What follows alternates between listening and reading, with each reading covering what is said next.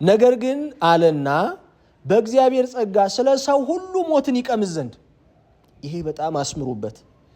በካልቪን አስተምህሮ አሁን ካልቪኒስቶች አሉ ከወንጌላውያን ተብሎ በጭፍራ ፕሮቴስታንቱኛ በጅምላ ስለምናውቃቸው ነው እንጂ ከሐዳሲያኑ የሚከተሏቸው ትምህርቶች የተለያዩ ናቸው። ለምሳሌ ሉተርን የሚከተሉ አሉ እንደ መካነ ኢየሱስ ያሉት ማለት ነው።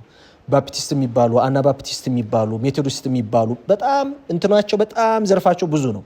እነዚህ ሁሉ እንደ ሐዳሲያኑ እንደሚከተሏቸው አስተማሪዎቻቸው አስተምሯቸው ይለያያል። በጥቅሉ ፕሮቴስታንት በጅምላ ወንጌላውያን ተብሎ ራሳቸውን ይጥሩ፣ እኛም ፕሮቴስታንት ብለን እንጥራቸው እንጂ አስተምሯቸው ለየቅል ነው። ከነዚህ መካከል ካልቪኒስት የሆኑ ሰዎች አሉ፣ የካልቪንን አስተምሮ የሚከተሉ። እሱ ምን ብሎ አስተምሯል? ክርስቶስ ሰውን ሁሉ አላዳንም፣ የሚድኑትም ጥቂቶች ናቸው፣ እነሱም ደግሞ በእግዚአብሔር ሉዓላዊ ስልጣን አስቀድሞ የተወሰነላቸው ናቸው ይላል።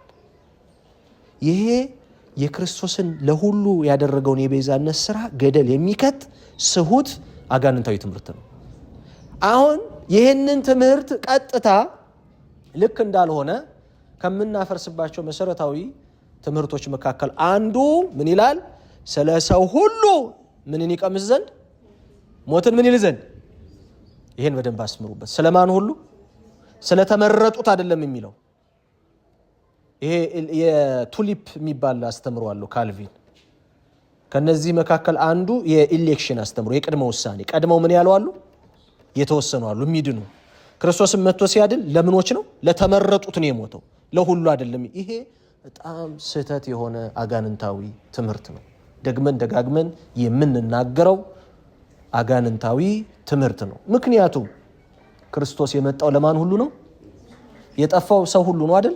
በባህሪያችን አይደል የወደቅ ነው። ሰው የሆነ ሁሉ ታሟል አይደል? መድኃኒቱ የመጣው ደግሞ ይሄ ህመም ለገጠመው ለሰው ሁሉ ነው እንጂ ለተመረጡት እንዲላሉት ለሚባል ነገር የለም።